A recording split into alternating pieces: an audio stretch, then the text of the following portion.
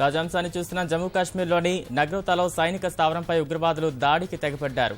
ఎదురుకాల్పుల్లో 7 సైనికులు మృతి చెందగా 3 ఉగ్రవాదులు హతమయ్యారు.